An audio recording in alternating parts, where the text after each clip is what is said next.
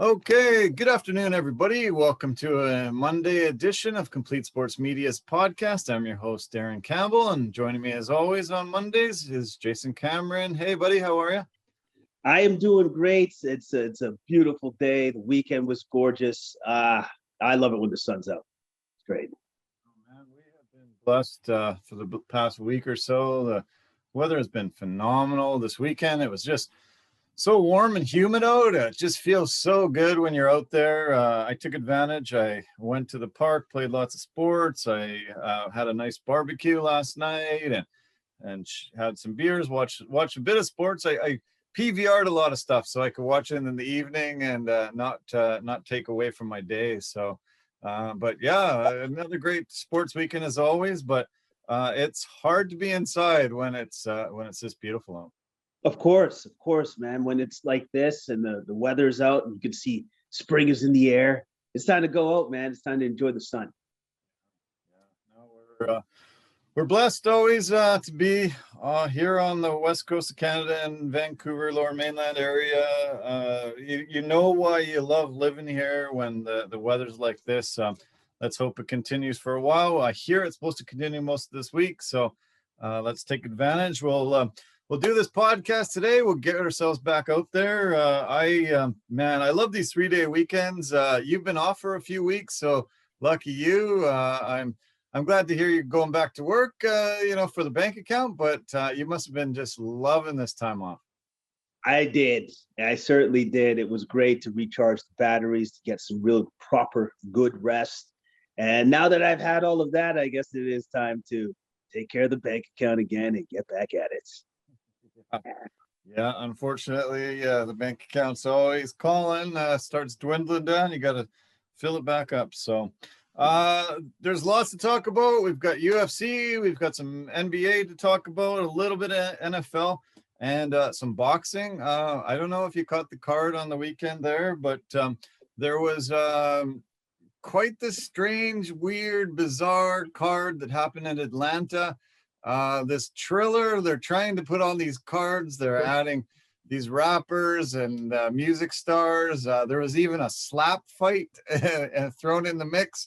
I don't know, man. It's trash TV. I watched it, but I did with cringed eyes. I was like, oh, what the hell is this? It's kind of embarrassing the way they're putting these on, and I'm not really enjoying them. I guess I'm watching it just so that I could speak to it on these podcasts. But did you catch any of it? No, I didn't. Here's the reason why. Here's why I'm gonna say it. What's the name of that show where the dude was raising tigers or something like that? Like Tiger King? You're right, Tiger King. That was right at the beginning of the pandemic, and all of a sudden everybody was watching it, and everybody's like, "What? Why are we even watching this thing?" Yes, exactly. So that's what that reminded me of. Tiger King. That's what that reminded me of. Like I looked at that and I thought to myself, that's boxing's version of Tiger King. I think I'm good. And then I did not watch it. So, right. But I know what they're trying to do. But for me personally, for the integrity of boxing, I'm surprised boxing is allowing it to happen. To be honest with you, because it kind of shows the whole integrity of the whole boxing thing out the window. You kind of already know it's corrupt. You got that part, right? Yeah. But this circus is something totally something different, and I think it does the sport a disservice, to be honest with you. Yeah, I don't know about sanctioning. I'm not sure how they go about it. I mean, I've seen boxing fights where it's, blue collar guys that just train in the gym, but they normally go to their day jobs and you'll see it, but it's not televised. It's, 3 rounds, exhibitions, but they're getting sanctioning. They're having guys walk into a ring and they've never done that in their lives before. And they're suddenly thrust into a spotlight. It's unbelievable. It's ridiculous. I couldn't believe seeing Frank Mir in there, and he's a legend in the UFC and mixed martial arts, but he's never had a boxing fight in his life. And suddenly he's on this 4-fight card. I'm like, wow, like they have to be stretching really, really far to, find guys. This Jake Paul is calling out Ben Askren, who's never been in a boxing fight in his life. And his career flamed out heavily once he joined the UFC. And it was, yeah, I really am disappointed in myself a little bit for watching it, but when you have a podcast and people are talking about it and it's out there, you feel a bit of an obligation to put it on. It was on the smallest screen I have. I had a bunch of screens going on with a lot of the other events and games and stuff, but it was still on. I couldn't believe how much music was happening, just rapper after rapper after rapper. They even had Bieber there. They had Doja Cat. They had Snoop. They had Ice Cube. They had Too Short. They had a bunch of guys. It was just, I'm like, what am I watching here? Is this a concert or is this a sporting event? I just don't know. Then they pulled out the slap fight, which was crazy and ridiculous.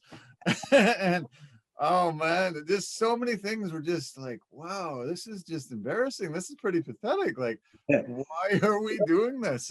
And supposedly Ben Askren made $2 million. No, he made $1 million for 1 minute of action. So this is going to continue because if I can go out there and not even perform and get $1 million, why would I say no? And this Jake Paul, he's thinking he's the champion of the world, and he's fought guys that never have fought before. He's calling out chumps, tomato cans, and he started calling out a lot of people after this. He got cocky, and I saw this list of names, and all of a sudden I thought, Jason Cameron? He's called out my co-host? Holy cow. Okay, so you're on the list. But there was DC's on the list. Daniel Cormier. He started calling out Daniel Cormier. You fat, washed up, no good. He said saying crap like this. He's calling out Connor. He's calling out tons of guys. Man, this guy is ballsy and crazy, but I can't believe he's been able to pull this off. Just being a YouTube star and then suddenly get into boxing, but he's beating guys that have never fought ever before. It's ridiculous. Yeah, and also too, like I guess that's where his cockiness, that's where his arrogance is coming from, which is I can beat people that have never boxed before. This is fantastic. This is great. But here's the thing that I'm still beside myself. How is he making money? How is he doing this? I do not understand how these brothers are making money off of these events. I don't get it. And this is not a small amount of money, like you just said. Askren made $1 million for a little bit of time. That's probably the most he's ever been paid, mixed martial arts or anything else, or any fight ever. So with that being said, you would think to yourself, you got to be an idiot not to take that opportunity, right? But at the same time, man, if you're going to be a part of this sideshow, this circus, I don't know. It's I guess, yes, money talks, but integrity also talks. And I don't know, man. It's something that like I said before, I think it does the boxing world a service, and it's just ridiculous. It's ridiculous. It really is. Yeah, it was unbelievable. Frank Mir came in 276 pounds. He outweighed his opponent by 70 pounds. This is Steve USS Cunningham. Cunningham had a decent career, 29-9. He was the USBA cruiserweight champion back in 2014, 2015. Supposedly he fought another guy that was 73 pounds heavier than before and won. But it was just ridiculous. Frank Mir does not know how to box. He didn't look good at all. Tyron Woodley was in the corner of Ben Askren, and I'm like, oh no, Askren's done now. This is it. Tyron Woodley, he's so done. So yeah, I wasn't excited about it. Snoop Dogg, once the main fight was over, Jake Paul ran up and started talking to the guys on the panel, and Snoop kept yelling, "Dana, where's my money? Where's my money?" He just kept yelling it over and over and over. I don't know if they had a bet. I don't know where he was making this call from. Pete Davidson was on the panel. He said, "Oh my God, I got to call my manager. I've sunk to a new low when I'm on something like this." And he just kept smoking weed, and he was blowing it right in Al Bernstein's face almost the whole entire night. He just sucking on huge and just blowing it right in Al Bernstein's face. And Al Bernstein was the only legitimate boxing person in the whole entire night. But I heard Nate Robinson made $2 million for his, few minute display and getting absolutely knocked out. Jake Paul, must have made more than Ben Askren made, but somehow they're getting a lot of people interested. I was so shocked. Chuck Liddell was in the crowd. They were, I said, they had all these stars in the rap world and music stars, but oh my God. Let's please stop Triller from doing this. This is really giving boxing a bad name. And they shouldn't be sanctioning fighters that have never had a fight. At least have some amateur fights, guys that have been in the ring, know what the game's all about.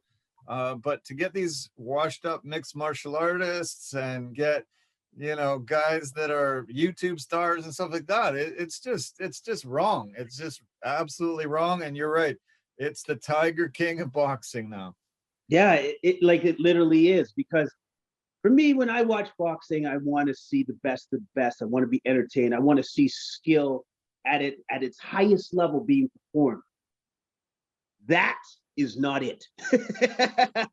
That's not that. That is not that at all. So, but at the same time, like I said before, it's a circus, it's a sideshow, and people want to see that.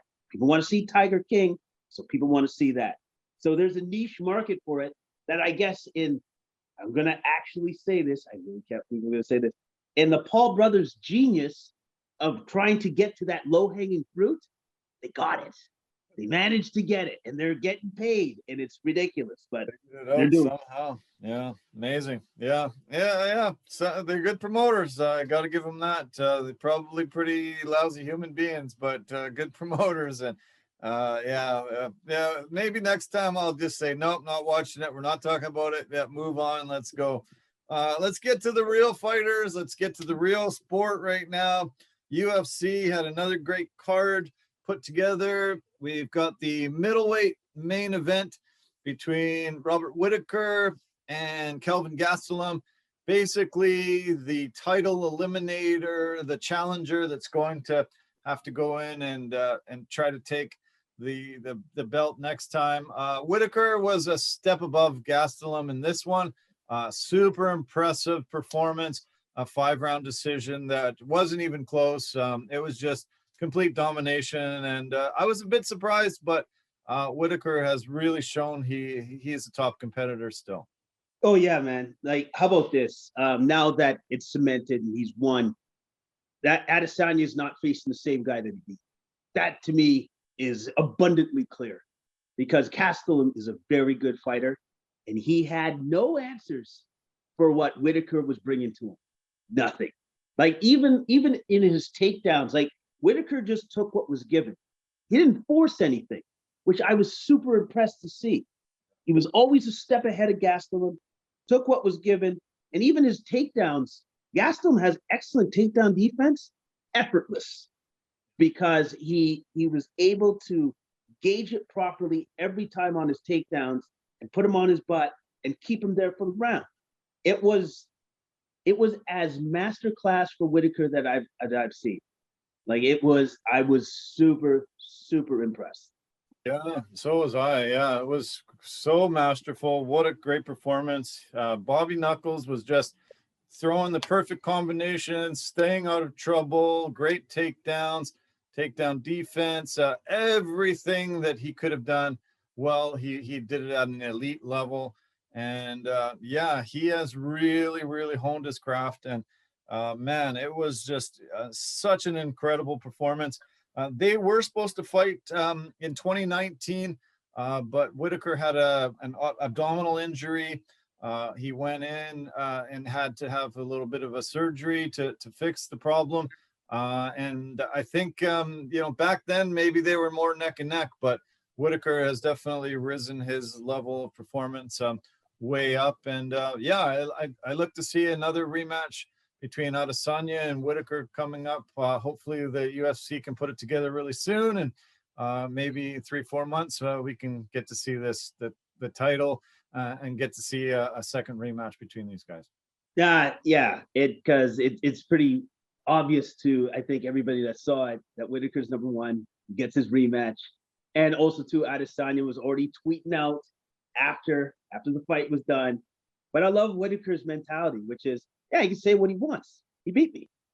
But you could see his extreme confidence of, well, he beat me once. Doesn't mean he's going to beat me again. So I look forward to it. I really do. I look forward to seeing the subtle, like the things that Whitaker will now bring into the octagon against Adesanya. And what Adesanya saw in that fight is going to prepare so that he's ready for a counter, an effective counter against him. Like, yeah, I'm super excited because it's going to be a chess match. What I expect to see in that rematch is exactly what I saw with Whitaker and Till. Complete chess match, as high level as it gets, and guys trying to set feints and traps for the other guy so that they walk him into something. Yeah, you're right. Yeah. Super excited. Yeah, it was a fun main event, and the Reaper has definitely shown he's legit and ready for another shot at the belt. The co-main event had a heavyweight battle, and I've got a huge announcement to make. Andrei Arlovsky was in this fight, and Andrei Arlovsky's last opponent before this was Tanner Boser. And he's going to be a guest 1 week from today on Complete Sports Media's podcast. We've got Tanner Boser. It's going to be before you and I do our next Monday podcast, so I'll be able to tell you a little bit of the inside scoops and things that have happened on that podcast. And yeah, really excited. We've become big fans here at Complete Sports Media of Tanner, and we were really thrilled that he agreed to be our upcoming guest a week from today. That is fantastic. That is awesome news, man. I look forward to hearing about your interactions after you're done. Like, because that is fantastic. That's great. It's great. Yeah, I'm excited. He's scheduled to fight Ilir Latifi on June the 5th, which is actually my birthday. So kind of a double bonus for me. I get to see our famed MMA guest, the great heavyweight champion, the mullet man that comes from Alberta, the great Tanner Boser, who's come into the UFC 2019 and really lit it on fire, has had some big knockouts and has faced some really tough competition and has looked really good in the UFC. And yeah, I'm really thrilled and excited, and this is going to be great Monday to look forward to all week. We're going to be excited here. Oh yeah, man! Like it's going to be great. It's going to be great. Like I'm super excited. I'm super excited, man. I can't wait to hear what you said, what you asked. I'm excited. Good, yeah. So viewers and listeners, if you have any specific questions, anything that you want me to ask him, please send us your questions, and yeah, we'll do our best to respond to all those. Let's talk about Andrei's fight on Saturday night. He faced the Vanilla Gorilla Chase Sherman, and Arlovsky looked fantastic. The Pitbull, 42 years old. He's still really relevant in this heavyweight battle. He keeps facing these younger guys and a lot of these up-and-comers. And yeah, he was really on point, very, very accurate with his strikes, kept Chase at distance, and made him chase him around, and yeah, was able to grind out a really, really significant win. Even I found that he really frustrated Sherman with his footwork, and it's just his side to side movement because he was never stationary, not for too long. Like it was, to me, it was pretty clear to me that he's using that veteran savvy of his. Let me get this right: 52 pro fights that he's had, and with all of that experience, it just seems like he's a lot more patient in there, comfortable. Like where he's just like, okay, I've gone through this before. I've done these motions. I know what I need to do with this guy. And so what he did was that he would just use superior footwork and frustrated him with his defense, keeping away and then going in when he needed to throw his punches, right? It was really, really well done by Arlovsky. Yeah, no, it sure was. He has been around forever. He was the champion back in 2009, and he has the most wins all time, the most fight time, more than 5 hours in the cage. He has the second most significant strikes in UFC history. He has just fought everybody pretty much that you can name. And yeah, had a really, really fantastic career, 35th UFC appearance, and he's still going strong. Yeah, it's super impressive. I cannot believe all the people that have retired and moved on to other careers since he's been, you know, in there. I think they said something like UFC 28 was his first appearance. So, you know, man, it's been a long, long time, and he's actually still winning fights. And yeah, you gotta be impressed with a guy like this. 42 years old, and yeah, still fighting these young kids and doing well. So good on you. Way to go, Andre. Still at it. So okay, let's talk about the middleweight fight between Jacob Malcoon and Abdul Razak Al-Hassan. It was quite surprising. Al-Hassan is just a beast. He is so tough, so powerful. But Malcoon really realized that he didn't want to stand with him. He was taking him down. He was grinding him the whole entire time. He was able to land a lot of takedowns and put Al-Hassan on his back. And really huge win by Malcoon. I was super impressed by his performance. Yeah, big win. And basically what he did with Al-Hassan was he drained the tank. You knew that that guy has way too much big power. So why take the risk? I'm just going to wrestle him. And I'm just going to keep wrestling him and keep wrestling him. And then you could see that as round upon round wore on, Malcoon got stronger and Al-Hassan's gas tank was emptied more and more, and to the point where now he's not even trying to get up anymore off the mat, right? Like he just, when you're that big, you have that much muscle, I almost feel that you actually have to train even harder for your cardio to be where it needs to be. And I don't think Al-Hassan put in the work to make sure his cardio was where it needed to be for that fight.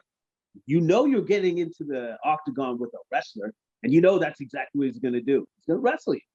So, with that being said, you think that your cardio should be up to snuff for a very, very hard and grueling fight, but it just wasn't. And that's why he lost. Malcoon is a training partner of Whitaker, so that camp had 2 huge victories on Saturday night. It was super impressive. I love the nickname Mamba. We think about Kobe when we hear that, and yeah, it was amazing. He had great single leg takedowns. Really just ground out a huge win, and good for that camp, getting 2 huge victories in the last 3 fights on the night. So yeah, good on them. They probably celebrated well into Sunday morning. So must have been fun, I'm sure. Why don't we talk about the women's flyweight fight? Super impressive performance by Tracy Cortez. She had a victory over Justine Kish in the women's flyweight fight. Cortez is now on an 8-fight win streak, and really good ground and pound. Was able to get some amazing takedowns. She had 5 minutes and 44 5 minutes and 44 seconds of ground control time, and really good on strike advantage. She just was the superior fighter that night. Yes, even though it was oddly a split decision win, so I kind of had Cortez winning, but she definitely won it off her grappling exchanges, and she won it off her top control. That's what won her the fight. And Kish made it a go in the third round. Like she really did. And like both ladies were obviously in incredible shape. It was a very, very good fight, but Cortez did pull it out with her superior grappling. Glad you mentioned the split decision. There was maybe like 4 or 5 on the card. And I would like to see, I should have spent some time to try to break down which judges were the ones that were giving, the split decision on the, the one fighter. It was kind of weird. That was more split decisions than I've seen in a really long time, especially on one card. Yeah, me too. I was super surprised by how many split decisions there were on this particular card, because I was just like, oh, another one? Oh, okay. All right then. But I don't know. I watched the Cortez Kish fight, obviously. I just didn't see where Kish won 2 rounds. I did not see that. I did not see what that other judge saw. But then again, there's a lot of times where I don't see what other judges see. So yeah, there you go. True that. Yeah, it was strange, but the real the real winner won this fight, and it's good that they didn't give it to the wrong fighter. So okay, the opener on the main card was Luis Violent Bob Ross Pena.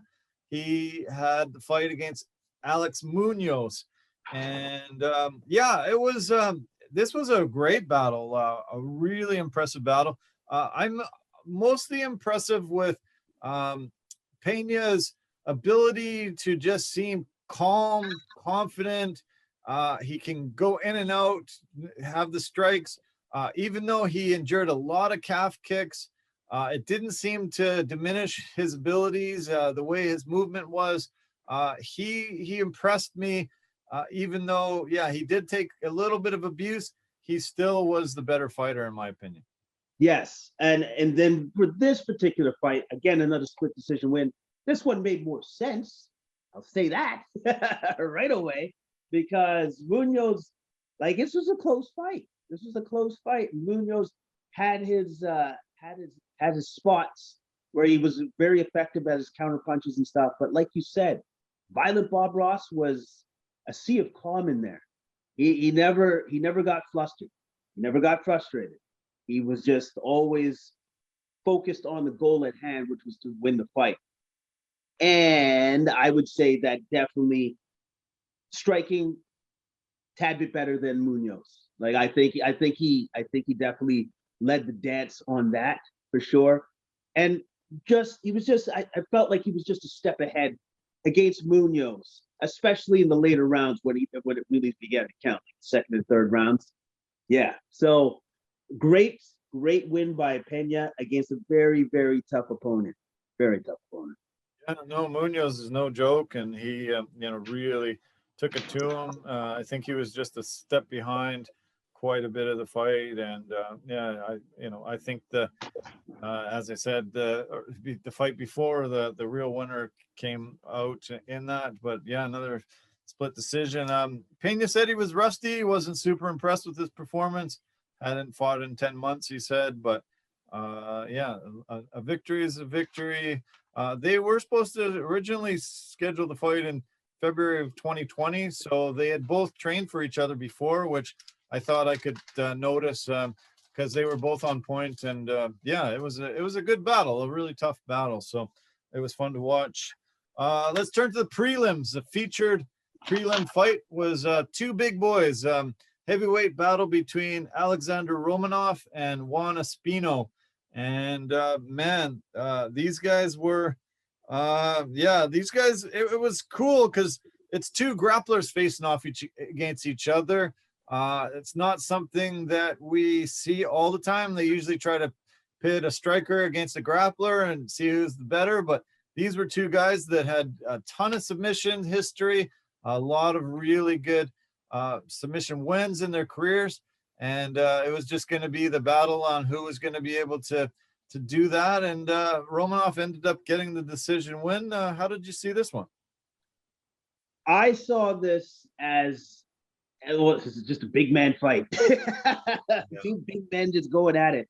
But also, too, it was very strategic because a lot of the fighting went up against the cage. And then whoever was able to win that part of the fight was going to win the fight, period. Because then they'd just get the advantage on their takedowns and all that other stuff. And which is what happened with Romanov. It was very unfortunate, though, that the fight was called because of a low blow by Espino with an accidental knee to the groin. But when they showed the replay on that, oh man, I would not be getting up either. Fight's over. But Romanov, that was tough. Yeah, he seemed like he was in just excruciating pain, and it looked like he said he couldn't move his legs, he couldn't straighten his legs out. He was just suffering. He was screaming in pain, and they just decided they had to go to the judges' scorecards because it was so late in the fight. It was a minute and a half into the third round, so they had already judged 2 rounds, and they decided they would judge that 1 minute of that third round too. And Romanov won the split decision there. It was a hell of a good fight. It's too bad it ended up that way, though, for sure. It is too bad. It is too bad. But I thought at the end of the day, Romanov did do enough to win that fight, even going into the third round. I thought he was actually beginning to start to pull away from Espino.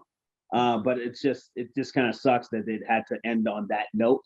And I hope that Romanov is okay, because that knee did not look like it was. It looked like it hurt a lot, like a lot.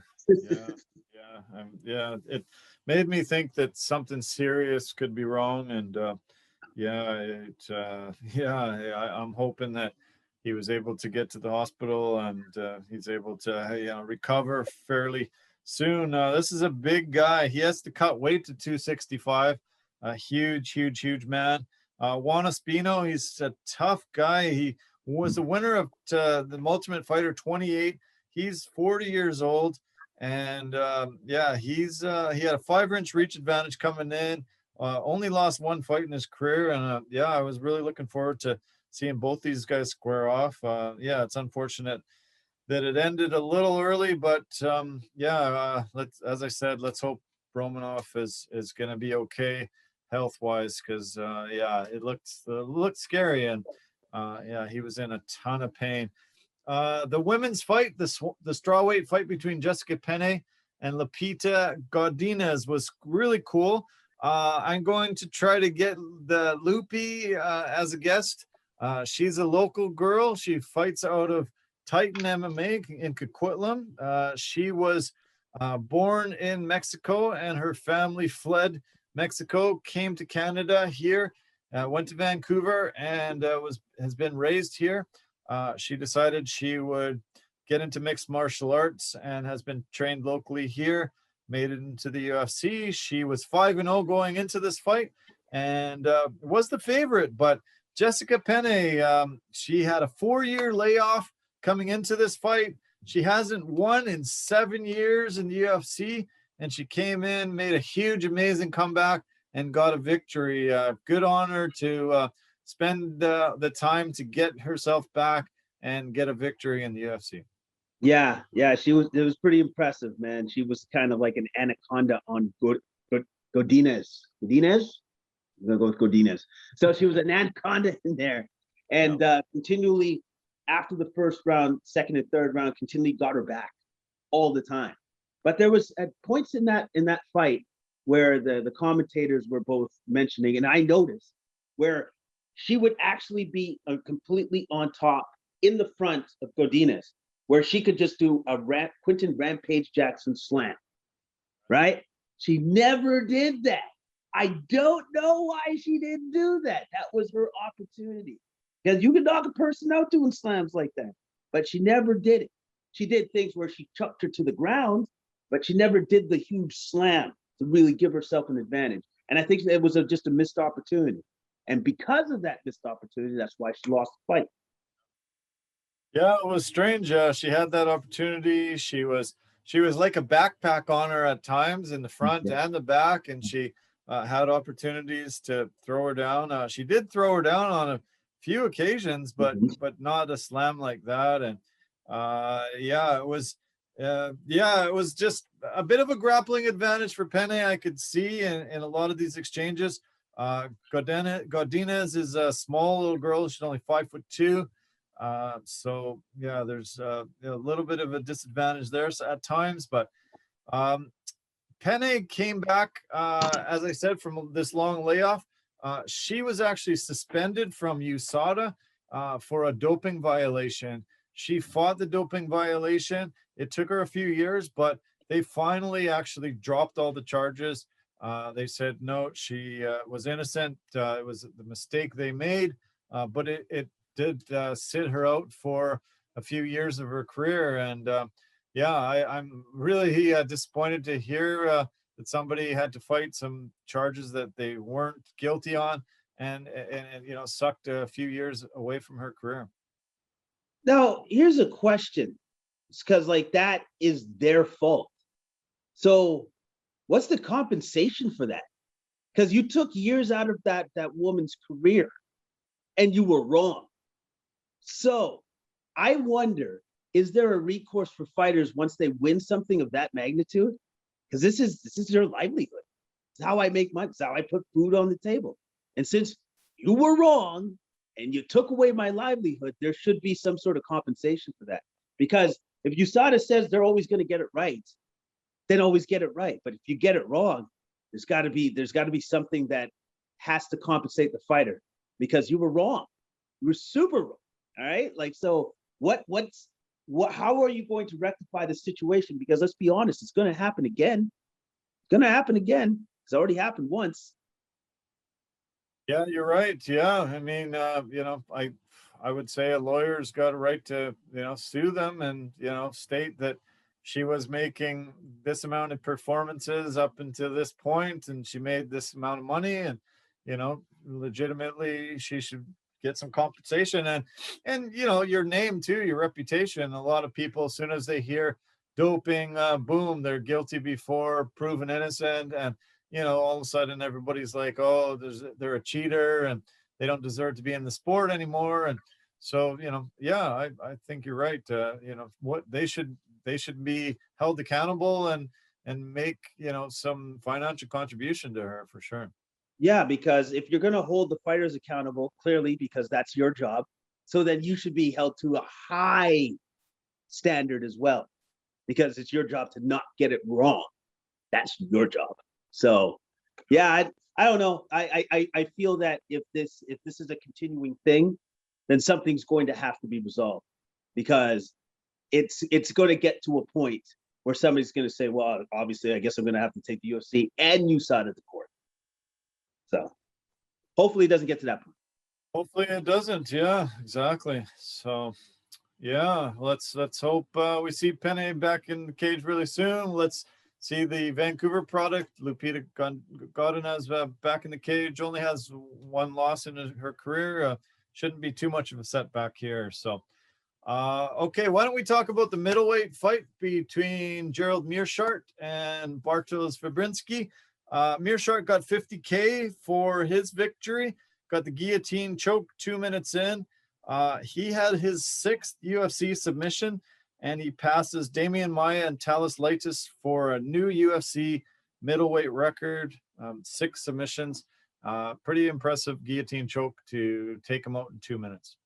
Yeah, and it was even more impressive that he set it up as he was being taken down, because Fabinski must have had a brain a brain malfunction for a second there, because Meerschaert, that's one of his go-to moves is the guillotine choke. So you think that you'd be prepared for that and know that if you're going to entry on a double leg or a single leg, you got to worry about your head positioning because of the guillotine choke.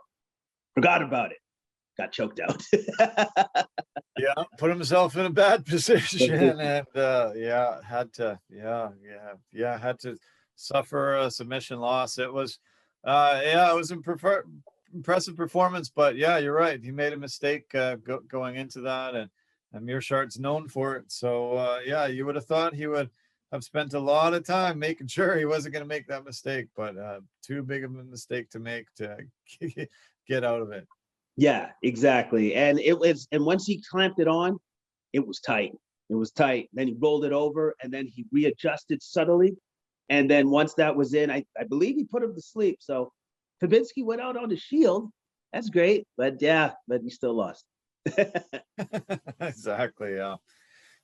Two more fights to talk about. Austin Hubbard got the decision victory over Dakota Bush. Bush was making his UFC debut. He came in on 1 week notice, just late notice.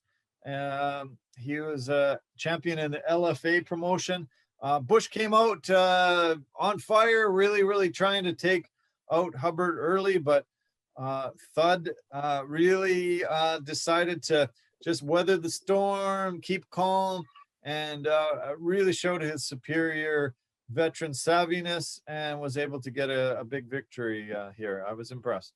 Yeah, I was impressed too, because basically, again, there was that weathering of the storm, because Bush did come out like a house on fire.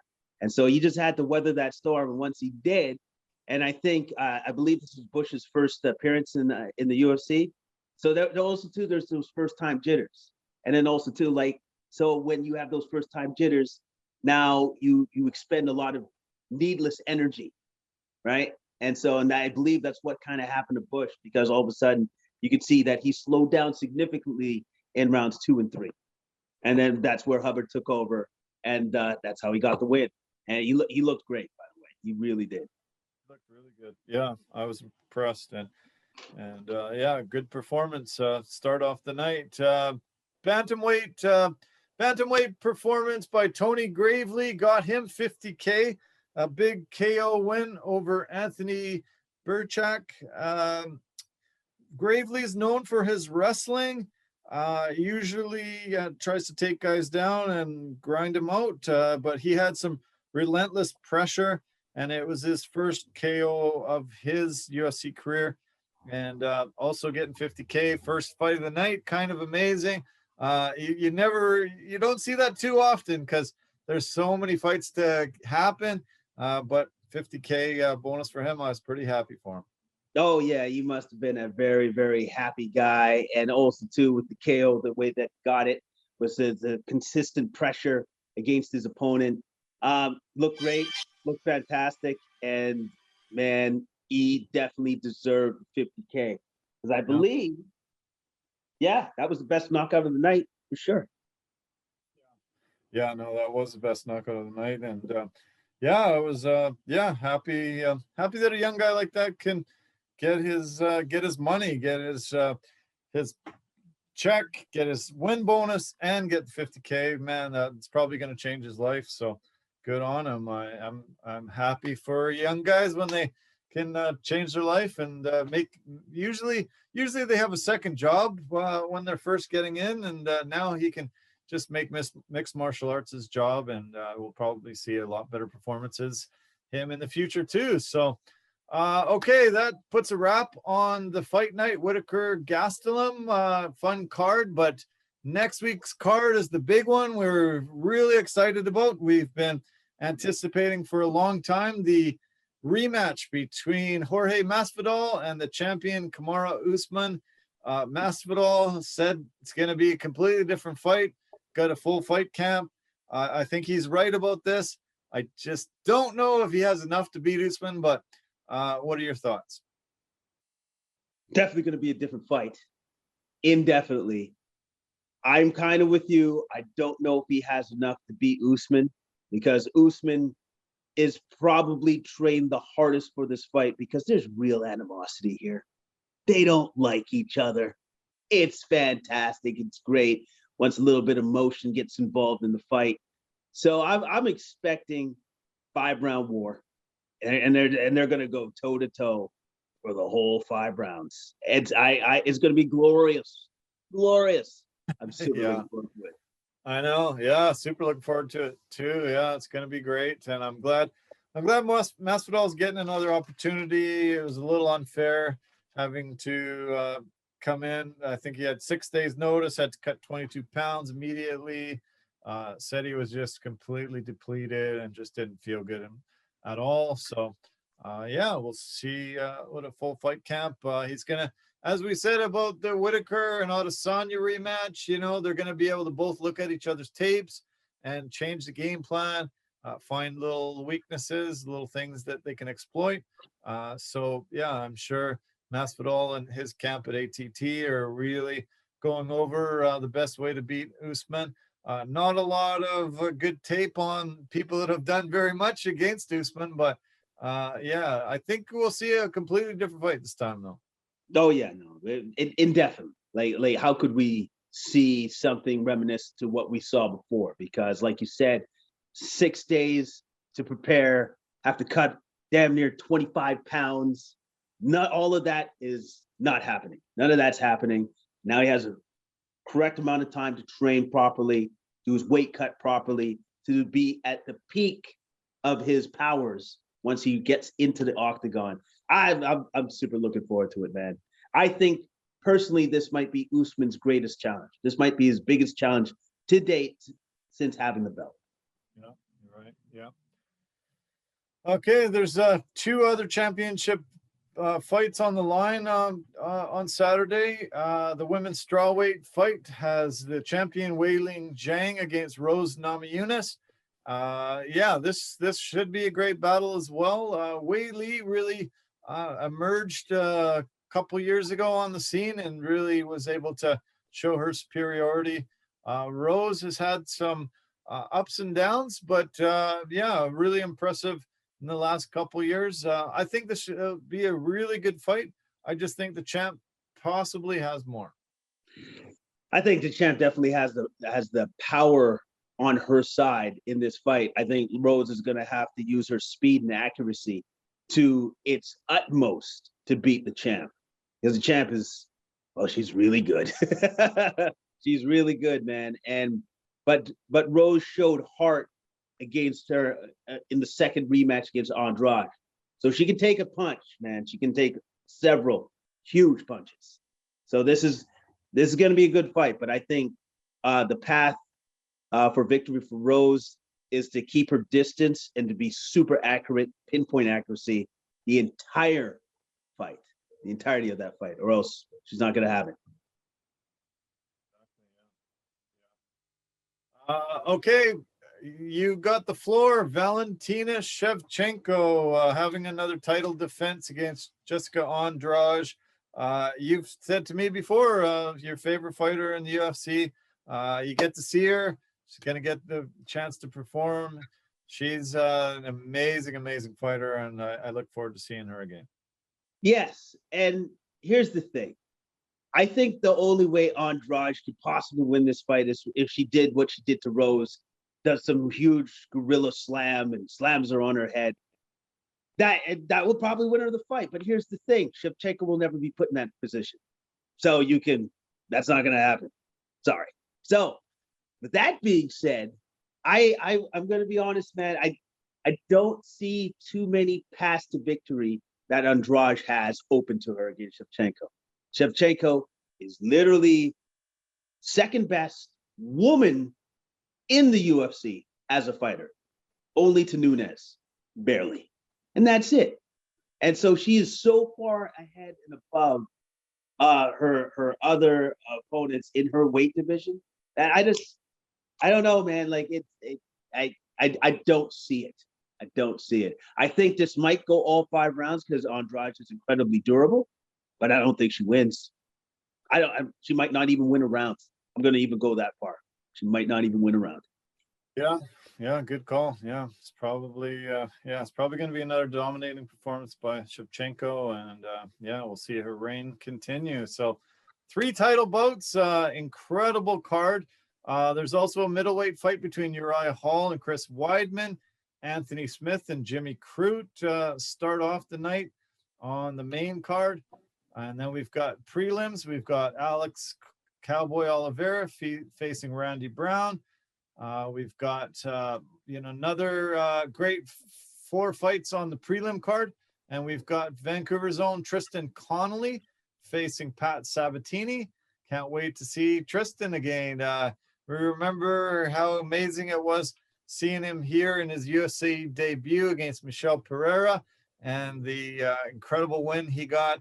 One of the greatest goosebump moments for me, just hearing the crowd roaring, seeing him moving on and on and on, getting the better of Pereira and getting that victory.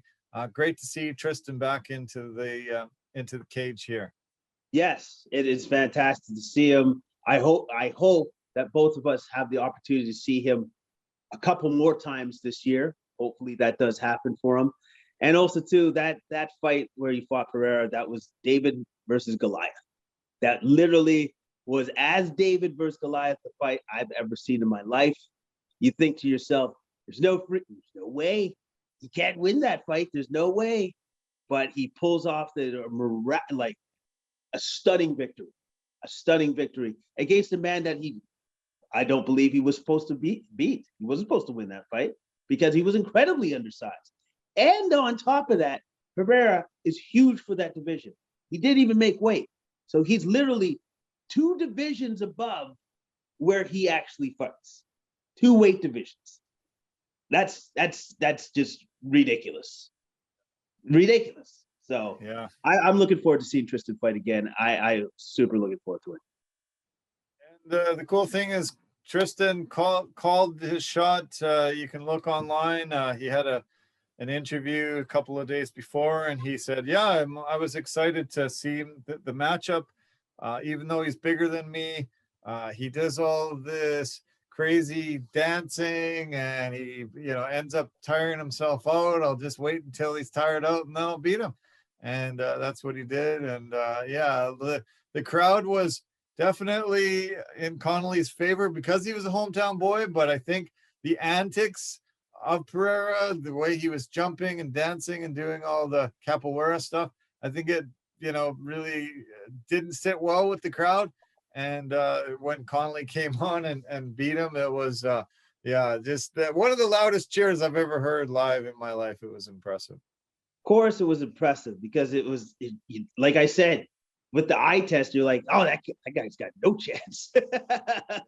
No chance, man. But he came in with a very, very good game plan, knowing, okay, the guy likes to have fun. He likes to put on a show for the crowd. But within all the nonsense and the fluff, he's just going to tire himself out. And I'm just going to get down to the work of winning the fight, which is what he did.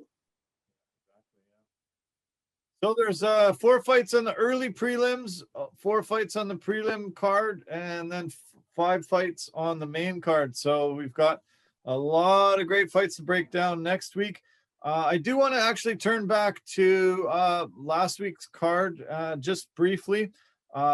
Did you see the shoving match that happened between Jakar Close and Jeremy Stevens at the weigh-in? No.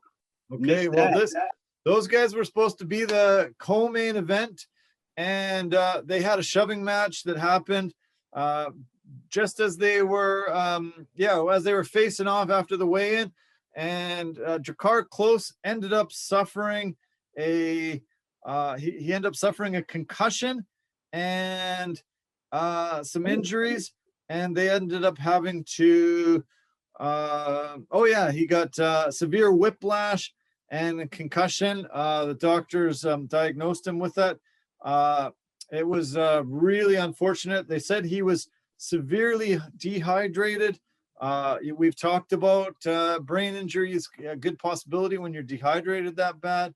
And the pushing match happened, and it ended up causing the fight to not happen. It was pretty bad. That's got to be a first, right? Where they get into a shoving match and then somebody gets injured in the shoving match. That's got to be a first for me to hear something of that magnitude. But also, too, it really puts a spotlight on the fact that once you do that to your body, you are so susceptible to injury, it's not even funny. Like, especially immediately after, once you do the weigh-in and you got your weight, and then you're supposed to fight. But now, yeah, that might be something that obviously we've talked about before that the UFC will have to reconsider again, because that's just not supposed to happen. You know, like you should be able to play to the crowd and do your little shove, but you're not supposed to get injured off that. No, man, that's not supposed to happen like that. Yes, he woke up fight day. He said he felt super disoriented. He was throwing up. They went to the hospital. He got a CT scan and was diagnosed with a brain injury and concussion. And so, yeah, I feel really bad about it. You know, we've talked about the health problems with these weight cuts. And now, you know, we see something even, you know, exacerbated even more. We have to make some changes and, you know, protect these people. They're human beings. You know, we don't want to see severe brain injuries. We don't want to see deaths. We don't want to see, you know, people losing their career over this. And another example why, yeah, it's not good cutting this much weight, being able to be injured by just being shoved and pushed during a stare down. You know, imagine, you know, if he was that way in the fight, he could have been, you know, severely brain damaged. No, yeah, exactly. Like if he steps in the octagon and he's still at that, he's still disadvantaged. His body is still like that. Yeah, he's actually probably lucky that he didn't do that, that he did not step in the octagon, because the amount of injury that he could have suffered, because he's fighting Jeremy Stevens, by the way. Yeah, that's not good. That's not good. Okay, well, yeah, let's put an end to the UFC talk for this week. Can't wait for next weekend's card. I'm super excited about it, and it's going to be fun to break it down with you next Monday. Why don't we talk about our partners and sponsors? Let's talk about Anchor. They've been a great partner and sponsor for Complete Sports Media. Been fantastic for posting on multiple podcast platforms. You go to anchor.fm and follow the details there, and you can start a podcast. They call themselves the easiest place to make a podcast, anchor.fm. Verbero, the hockey equipment and apparel company, industry leader in technology, performance, and value. And as always, the V350 stick is a stick that you need to get in your hands if you're a player. Pampas and Possibilities, they design and sell dried florals, do floral arrangements and installations. They're designers of handmade West Coast things at very reasonable prices. And Forever Living, the aloe vera company, they grow and manufacture aloe vera-based products for health and beauty. So thank you to our partners and sponsors. And yeah, super appreciate them. Go to CompleteSportsMedia.com and you can purchase products at discounted rates and find lots of details.